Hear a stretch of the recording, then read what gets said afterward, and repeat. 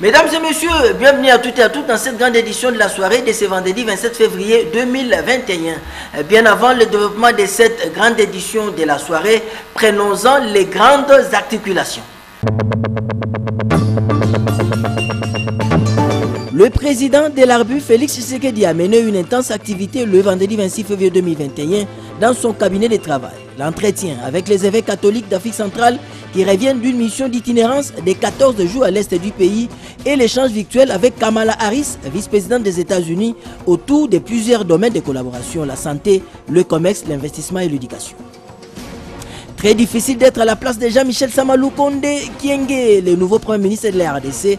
En ce moment, tout le monde veut faire partie du gouvernement. Mais que faire? Les observateurs avertis de la classe politique insistent sur la taille du gouvernement et sur tous les critériums pour intégrer l'exécutif national.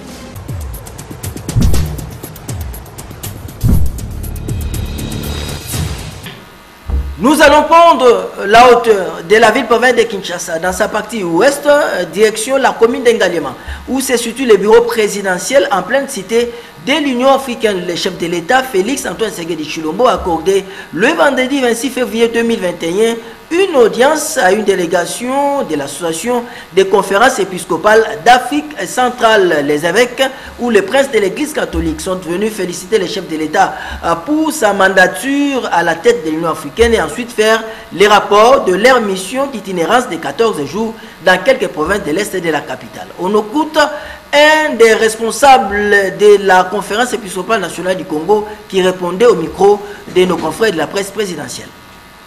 Bon, la visite avait deux objets. Le premier objet, c'était de lui rendre les félicitations pour sa prise de fonction au niveau de l'Union africaine. Alors, les évêques ont tenu à le lui dire de vive voix. Le deuxième objet, c'était lui rendre compte en primeur de leur visite qui a été réalisée à l'est du pays, de la République démocratique du Congo, du 14 au 26 janvier dernier. Les évêques ont été dépêchés au nom de la conférence des évêques de l'Afrique centrale et au nom de la conférence nationale du Congo. C'était donc une mission conjointe. Ils ont passé 14 jours dans cette région de l'Est que vous connaissez très nébuleuse. Et puis ils ont beaucoup vu, ils ont écouté, ils ont entendu, ils ont réconforté, ils ont compati. Et ils ont mené le rapport de ce qu'ils ont vu et entendu et la manière dont ils ont apporté le réconfort à toutes les personnes en détresse humanitaire et sécuritaire dans cette partie du pays. Très intéressé, lui-même avait aussi une certaine information et les évêques ont complété, ils lui ont laissé un moment qu'il va exploiter avec une vive attention. Restons toujours dans l'espace présidentiel. Dans son cabinet de travail, le chef de l'État a échangé virtuellement avec la vice-présidente des États-Unis, Mme Kamala Harris. Le président Félix Antoine Tshisekedi Tshilombo s'est entretenu ce vendredi soir 26 février 2021 avec Mme Kamala Harris, la vice-présidente américaine. D'entrée de jeu, celle-ci a félicité le président Tshisekedi pour son investiture à la présidence de l'Union africaine. Ils ont ensuite discuté de la Covid-19 et de la récente résurgence d'Ebola dans le nord du pays. Les opportunités économiques entre les deux pays n'étaient pas en reste au cours de cet échange. Les deux personnalités se sont engagées à travailler ensemble pour renforcer la sécurité sanitaire, accroître le commerce et les investissements régionaux, promouvoir les droits de l'homme et la bonne gouvernance et relever les défis du changement climatique. La vice-présidente des USA a promis de s'investir personnellement pour travailler avec le gouvernement de la RDC afin de promouvoir l'éducation des filles.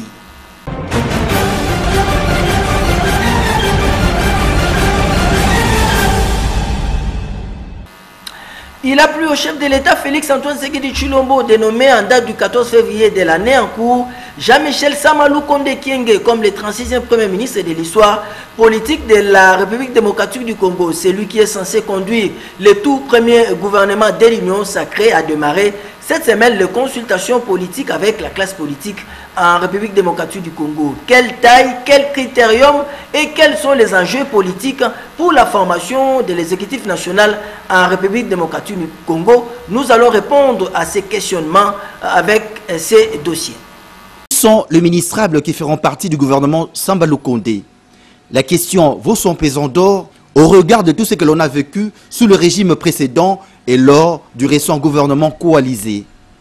À cette question, le Premier ministre Samba Lukonde a d'entrée de jeu répondu déjà. En ce qui concerne le profil, nous allons bien sûr revenir sur des personnes de bonne moralité, de moralité avérée, parce que ça c'est important. Effectivement, pour corroborer la vision de l'Union sacrée axée sur le concept « le peuple d'abord », il ne faudrait pas avoir des ministres assoiffés d'argent au point même de confondre la caisse de l'État à leur propre poche. Samba Lukonde aura besoin de ministrables qui ne sont pas trempés dans la corruption ni dans la malversation financière. C'est dire que ces ministrables doivent être pétris d'éthique. À cela s'ajoute aussi la réduction sensible de membres du gouvernement. 65 membres enregistrés sous Ilunkamba, c'est trop. Des ministères excessivement budgétivores pour rien. Ces nombres excessifs s'expliquent dans la mesure où le gouvernement coalisé était basé sur un arrangement politique dans le seul but de satisfaire les partenaires. Cependant, cet arrangement a accusé des limites dans la mesure où les ministres exécutaient les injonctions reçues de leurs autorités morales au lieu de se pencher sur l'intérêt du peuple. En clair, les ministères et les entreprises publiques étaient considérés comme des vaches à lait des partis politiques, si bien que, lors de grands événements, leurs animateurs étaient obligés de toucher à la caisse de l'État. Le peuple n'a plus besoin de revivre ces antivaleurs, car un gouvernement, c'est comme une équipe nationale. Lorsqu'un joueur est sélectionné pour un championnat international, il ne met pas en avant-plan son club. Il mouille plutôt son maillot pour défendre les couleurs nationales. C'est ça l'esprit qui doit habiter les ministres du prochain gouvernement. Certains observateurs demandent au chef de l'État de réduire aussi le nombre de ses conseillers et ne choisir que ceux qui sont compétents et qui ne sont pas caractérisés par un manque criant de règles élémentaires de bonnes manières. John Kennedy ne disait-il pas que « Ne demandez pas ce que le pays peut faire pour vous, demandez-vous plutôt ce que vous pouvez faire pour votre pays ». On va parler de l'institution gouvernement central en République démocratique du Congo, accompagné du numéro 1 de la Banque centrale du Congo, Deogracias Mutombo Mwanyanyembo, le chancelier de l'échiquier, le ministre des Finances du gouvernement central de la RDC, Sele Yala Gouli, a échangé avec une délégation de G20. Il était question de savoir comment accroître l'économie en Afrique et particulièrement en République démocratique du Congo via les crédits carbone. Sele Yala Gouli en a profité pour saluer la mandature du chef de l'État Félix-Antoine Tshisekedi Tshilombo à la tête de l'Union africaine. Eric Izami signe ses reportages. Les ministres des Finances et des gouverneurs des banques centrales des pays du G20 se sont réunis ce vendredi 26 février 2021 en vidéoconférence. Le ministre des Finances de l'Italie, Roberto Gualtieri, dont le pays assure la présidence en exercice du G20 et en organisera le sommet en novembre 2021, a présidé cette réunion. Cette dernière a pour but de dresser l'agenda du sommet des chefs d'État du G20. Au niveau du continent, c'est le ministre des Finances de la RDC, Sele Yala Gouli, qui est intervenu étant donné que c'est la RDC, par son chef de l'État, Félix Tshisekedi, qui assure la présidence de l'Union africaine. L'Argentine nationale, pour cet exercice, a été accompagnée par le gouverneur de la Banque centrale du Congo, Deogracias Mutombo, et l'ambassadeur itinérant du président de la République en charge du dossier du G20, André Ouamesso. Sele Yala Gouli donne le thème principal de cette réunion. L'économie internationale était marquée pour l'exercice 2020 par une crise économique sans précédent liée à la pandémie du Covid-19. Aujourd'hui, il était donc question pour les ministres des Finances, ainsi que le gouverneur des banques centrales, mais également, il faut voir aussi qu'on y a associé les organisations multilatérales que sont la Banque mondiale, le Fonds monétaire international, la Banque africaine de développement, pour réfléchir sur les politiques visant la reprise économique, non seulement au niveau de G20, mais sur l'ensemble de l'économie mondiale. Pour la RDC en tant que pays, ce sommet du G20 est un retour fracassant sur la scène internationale avec des retombées à attendre. Le président de la République étant aujourd'hui président en exercice de l'Union africaine, c'est, disons, ce qu'on peut dire, une sorte de coming back de la RDC sur la scène internationale. Ça, c'est très important pour assurer la visibilité de la République démocratique du Congo. Pour le commun des Congolais, l'année 2020, celle de la présidence de l'Union africaine et de la représentation au G20 est une opportunité à saisir. D'un point de vue économique, nous disons que la voix de la République démocratique du Congo sera entendue, parce que je vous ai dit que nous sommes le deuxième poumon économique du monde. Cela représente énormément de ressources qu'on peut glaner pour pouvoir affecter au programme économique et social de son Excellence, Monsieur le Président de la République, dont le cœur reste la gratuité de l'éducation et la santé universelle. D'autres réunions du G20 des finances sont attendues dans l'avenir avant le grand sommet des chefs d'État en Italie, prévu en novembre 2021. Le tribunal militaire des garnisons de Kinshasa-Gombe, siégeant en chambre foraine à la première zone de défense, ici à Kinshasa, a rendu son verdict dans l'affaire des 20 prévenus éléments de FRDC. Il a condamné le ZIN à la servitude pénale principale et a acquitté les autres. Détails dans ce reportage de Sylvain Kapombo-Bosengele. 15 prévenus condamnés à 10 ans de servitude pénale principale, 2 condamnés à 1 année assortie d'un sursis avec paiement de 150 000 francs congolais des frais d'instance et 4 acquittés. C'est l'essentiel du verdict du tribunal militaire de garnison de Kinshasa-Gombe, prononcé ce samedi 27 février 2021 à l'endroit des 21 prévenus militaires. Examinant minutieusement les infractions de violation des consignes et rébellions mises à charge des prévenus par le ministère public, le tribunal a déclaré que c'est superfétatoire d'analyser la deuxième prévention au regard de ce qu'a révélé l'instruction de la dite cause. Il n'a retenu que la violation des consignes en temps de paix à l'égard des 15 prévenus. 10 endroits de l'action publique, les tribunaux dit non établis, en fait comme endroit, l'infraction de violation des consignes en temps de paix, mise à charge des prévenus Kenda Tibola Marcel, Matoto Kapita Adrien, Lukundo Odinga Marcel et le prévenu Bangila Timena Freddy les déclarent non coupables. En conséquence, les en acquittent purement et simplement. Mais la masse de frais à charge du trésor. Dit établi, par contre, en fait comme endroit, la prévention des violations de consignes en temps de paix, mise à charge des prévenus surnommés, les déclare coupables. En conséquence, les condamne.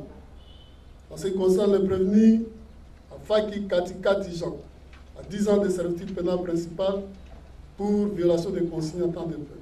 Pour rappel, 21 prévenus, selon le ministère public, avaient organisé en date du 29 janvier 2021 un rassemblement pour revendiquer collectivement les paiements de leurs soldes à l'état-major général forces terrestres. Un acte de violation des consignes strictement interdit par la loi numéro 13/005 du 15 janvier 2013 portant statut des militaires des FRDC. En avant-première, le film Panafrica, la bête noire, a été projeté hier, vendredi 26 février 2021, à l'enceinte de l'Académie des Beaux-Arts, ici à Kinshasa. C'était en présence de plusieurs personnalités, notamment le représentant légal de l'Église La Lumière du Christ au Congo, M. Samuel Massambu Kidi. Un reportage Selem Bayabo, Moshilo Kinzonzi, sur les commentaires d'Afrika Mujinga. C'est une cérémonie particulière, celle de la sortie officielle du film Panafrica, La Bête Noire, du réalisateur congolais Sergens Kabika Kashonga. Ces films retracent les vraies valeurs africaines, la grandeur de l'Afrique, la tradition congolaise et aussi la réalité qui sévit dans l'Est de la République démocratique du Congo. Une occasion pour Sergens Kabika d'honorer la mémoire de nos ancêtres. Je suis un fils de mes ancêtres. Et toute ma vie, en tant que réalisateur de films, je vais me battre pour honorer leur mémoire. Présents à cette cérémonie, les représentants légaux et chefs spirituels de l'église Lumière du Christ au Congo, Samuel Massambokidi Nitoufuidi, a voulu témoigner son soutien à ces dignes fils du pays. Comment on explique qu'on tourne le film sur les sida, sur le gouvernement, mais aucun film jusqu'à présent n'a été produit sur nos ancêtres. Je crois que c'est révoltant pour mon compte. Je suis venu personnellement pour assister mon jeune frère, pour lui encourager et pour lui bénir. Cette soirée coïncide avec une semaine des 6 mars, date historique des Massambokidisme. Ce 6 mars 2021 sera le 63e de l'anniversaire du père fondateur Samuel Massambokidi, le père. Et à cette occasion, voir un tel film sortir en cette même période, c'est une immense joie. Je crois que c'est un signe de temps. Et ce film sort encore une fois en cette année où le président Félix Tshisekedi Tshilombo est à la tête de l'Afrique, président de l'Union africaine. Un autre invité des marques, l'honorable Patrick Katengo, qui a accepté d'accompagner ce jeune. Il faut rappeler tout de même que le chef traditionnel était aussi présent et ont remis quelques cadeaux au réalisateur et son équipe.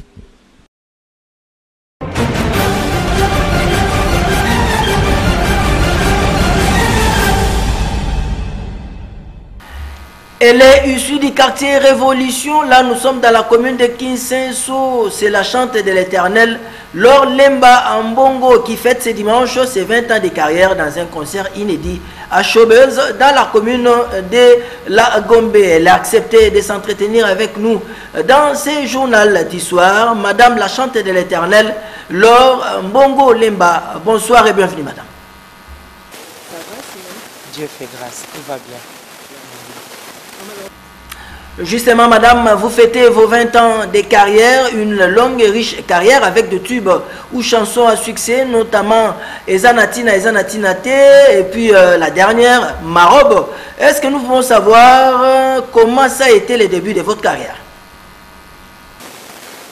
C'est quand même une longue carrière, très difficile à raconter en quelques minutes seulement, mais je vais essayer de dire quelque chose parce que je pense que le peuple de Dieu en a besoin.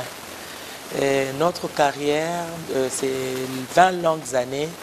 Moi, je l'ai intitulé ou je l'ai nommé rien n'est impossible à Dieu, tout est possible à celui qui croit.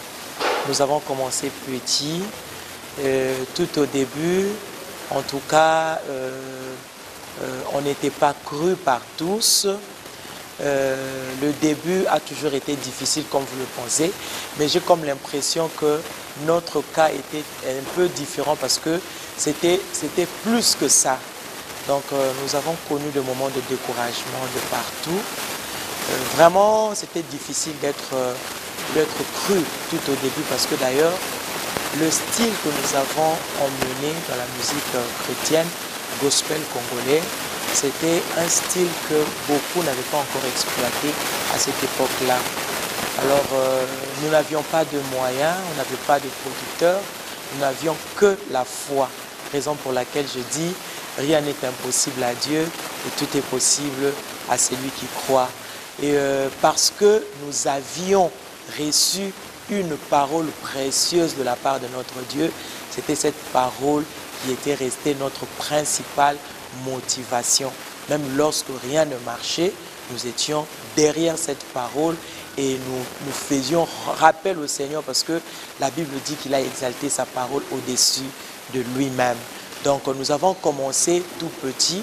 Par la grâce de Dieu, le Seigneur a permis que nous puissions enregistrer l'album Tinate Zanatina. Et à partir de Tinate Zanatina, jusqu'à aujourd'hui, nous sommes dans ma robe de gloire. Le Seigneur se glorifie et il se glorifie davantage. Voilà un peu. C'est-à-dire la mano de Dieu a commencé dans la maison où Papa Christian et sa famille vivaient, à Batende, au quartier Batende, à Matete, dans la commune de Matete. Voilà. C'est là que la mano de Dieu a commencé.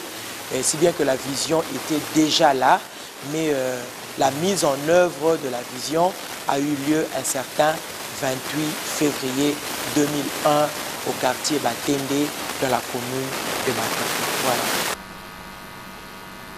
Justement, pour couronner vos 20 ans de carrière, la chante de l'Éternel, Laure Lemba Mbongo invite tous les chrétiens et toutes les chrétiennes de la capitale à un concert inédit ce dimanche à Chobez.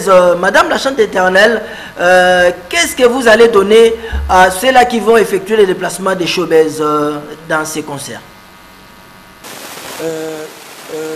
En tant qu'humain, nous avons réservé beaucoup de choses parce que d'habitude, les gens qui viennent dans nos concerts, ils voient quand même à 70% l'organisation. On essaye de très bien s'organiser et encore bien fort aujourd'hui pour célébrer le Seigneur à travers nos 20 années d'existence.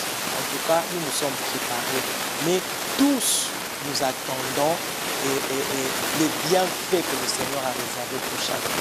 C'est lui qui a dit dans 1 Corinthiens 2:9 que c'est que l'œil n'a point vu, ce que l'oreille n'a point entendu, ce qui n'est jamais monté dans le corps de l'homme. Ce sont des choses que j'ai préparées pour ceux qui m'aiment. Ce sont des choses que le Seigneur a préparées pour ceux qui m'aiment. Alors, nous croyons que le Seigneur ira au-delà de notre organisation parce qu'il a réservé de très grandes choses.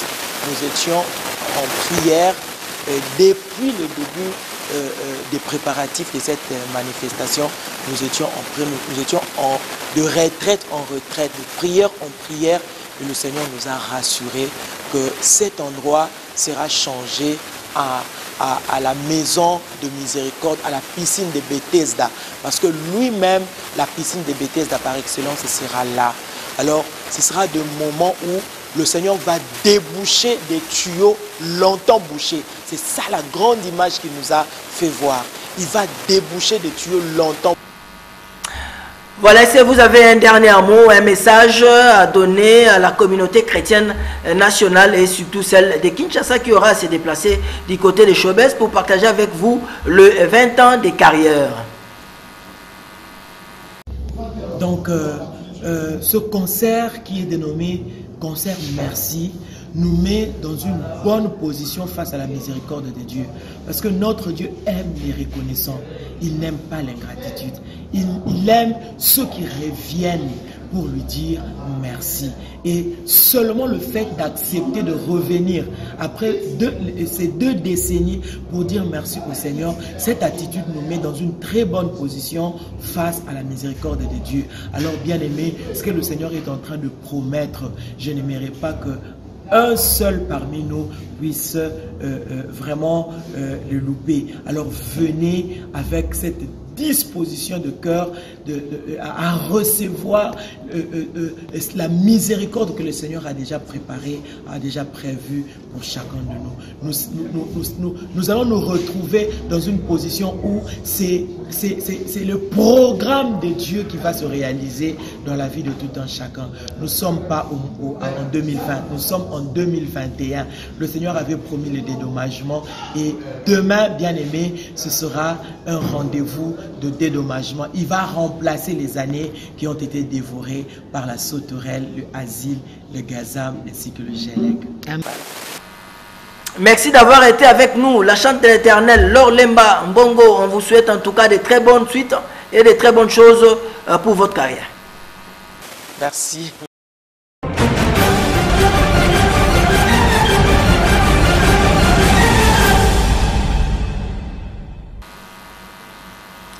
Une note triste au niveau de la musique africaine et la musique congolaise, c'est la disparition de l'artiste et musicien Jojo Bayenga qui évoluait à Paris, ville lumière, capitale de la France. Il a évolué au sein de la formation des Big Stars avec des FAO et ensuite il a participé avec Papa Wemba au sein de son orchestre Viva la Musica. Henri Noël Boutavokia et Afrika Mujinga reviennent sur ce qu'a été la carrière de Jojo Bayenga. La musique congolaise en deuil. L'artiste musicien Jojo Bayenga n'est plus. Il est mort le jeudi 25 février à Paris, fauché par le cancer.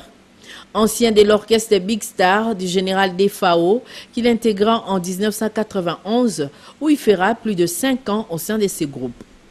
Ancien des Viva Tendance et cours des grands de Shungu Wemba Dio alias Papa Wemba, Jojo Bayenga a souffert pendant longtemps d'un cancer et pendant ces temps, il s'est partagé entre son studio et l'hôpital.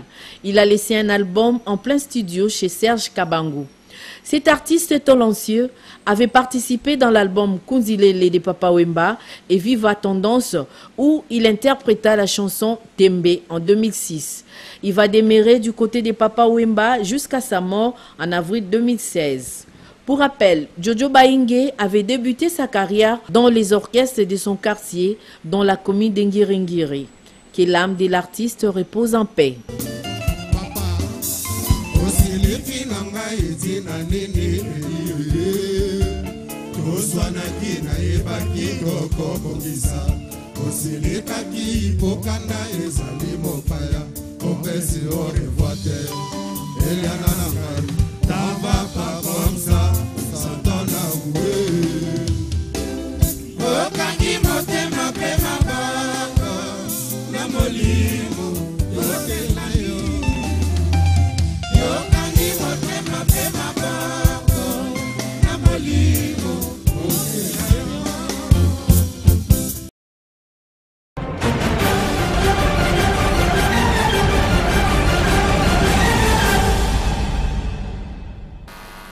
Prenons à présent ces dossiers avec les séjours le 20 février de l'année en cours de Giovanni Vincenzo Infantino, dit Gianni Infantino, le juriste italo-suisse, président de la FIFA, qui cette journée ici à Kinshasa pour sceller les partenariats pour la création du tournoi scolaire entre la FIFA et la RDC. Et ensuite, Gianni Infantino a participé à une grande cérémonie au siège d'un festival du football en République du Congo, la FECOFA, sur l'avenue de la Justice.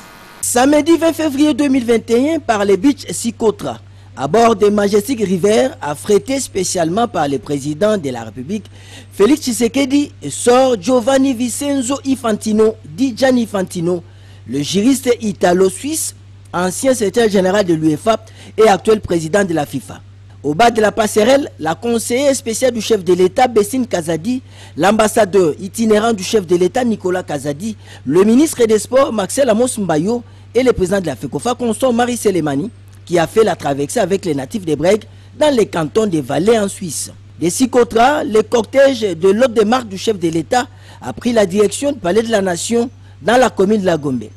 Au cours de la cérémonie, Félix Tshisekedi assiste à la signature d'un mémorandum d'entente pour soutenir et matérialiser les projets de l'organisation du football scolaire en RD Congo. Le mémo est signé respectivement par l'Italo-Suisse, président de la FIFA Gianni Infantino, et le ministre des Sports congolais Marcel Amos Mbayo Kitenge. Avec ces projets, la RD Congo sera désormais le pays pilote pour ce vaste projet de développement initié par la FIFA pour le football d'âge à travers l'Afrique. La cérémonie terminée. Gianni Infantino, accompagné de Constant Marie Selemani, prend la direction du siège de l'Institut fêtière du football en RD Congo sur l'avenue de la Justice dans la commune de la Gombe. Cette toute autre ambiance est réservée au président de la FIFA. Comité d'accueil est composé des membres du comité exécutif de la FECOFA élargi aux représentants du ministre des Sports. Pour l'arrivée de son hôte de marque en son siège, la FECOFA n'a pas lésiné sur les moyens. Des dispositifs son et lumière installés, un podium spécial, les panneaux géants à l'effigie de celui qui a été le maître des cérémonies lors du tirage au sort de l'Euro 2012 et 2016. Premier à prendre la parole est le représentant de la FBN Bank, la banque qui est en partenariat avec la FECOFA pour permettre la création d'autres entités bancaires pour le développement du football en République démocratique du Congo. Dans son intervention, Constant Marie Selemani a expliqué les deux projets qui sont dans l'œil du cyclone de son institution. La relance des travaux du centre technique courant Pova à l'est de la capitale et l'érection de nouveaux bâtiments abritant les sièges de la FECOFA. Nous avons deux grands projets dans cette fédération actuellement. Et nous priorisons le projet lié au centre technique, parce qu'il y a la formation. Ensuite, le deuxième projet, c'est le siège ici. Le grand projet ici, c'est de descendre de ce bâtiment. Descendre ce bâtiment, ériger un grand bâtiment ici. L'homme moderne a dévoilé à son hôte les partenariats scellés entre la FECOFA et la FBN Bank pour le développement de clubs de football en RD Congo. À son tour, Gianni Infantino, avec un ton teinté d'humour, a salué l'accueil chaleureux dont il a fait l'objet au pays de Lumumba. Le président de la FIFA, dans son speech, a rappelé les bons moments passés il y a 5 ans au Rwanda, au stade Amahoro de Kigali, lors du CHAN en 2016, avec les sacres de la RDC. On a vu la RDC gagner le CHAN. Bravo. Et ça m'a frappé parce que ça m'a montré la passion et l'engagement qu'il y a dans ce pays pour le football. Et c'est pour ça que je suis fier, 5 ans après, d'être venu ici pour être témoin, encore une fois, de cette passion. Pour rappel, c'est depuis 12 mois, après avoir fait des propositions, des pistes et des solutions pour le développement du football en Afrique, que Gianni Infantino, président de la FIFA, effectue une tournée en Afrique qui a démarré en Mauritanie. Ensuite, l'Italo-Suisse a visité le Sénégal, le Congo-Brazza, Kigali au Rwanda, pour arriver jusqu'à Kinshasa. L'étape quinoise importante qui a vu le président de la FIFA féliciter sincèrement et vivement Conso Marie Selemani pour le travail abattu au sein de la FECOFOOT. Fin de cette grande soirée d'actualité sur nos antennes. Bien avant, prenons les rappels des titres.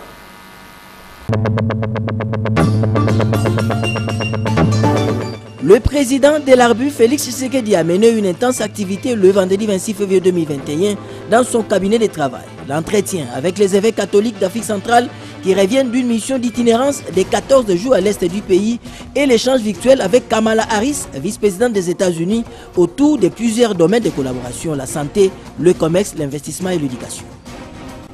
Très difficile d'être à la place de Jean-Michel Samalou Kondé Kyenge, le nouveau Premier ministre de la RDC. En ce moment, tout le monde veut faire partie du gouvernement. Mais que faire? Les observateurs avertis de la classe politique insistent sur la taille du gouvernement et sur tous les critériums pour intégrer l'exécutif national.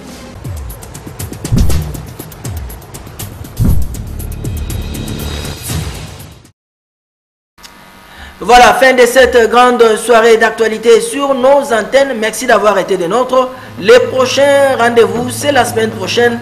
Au revoir.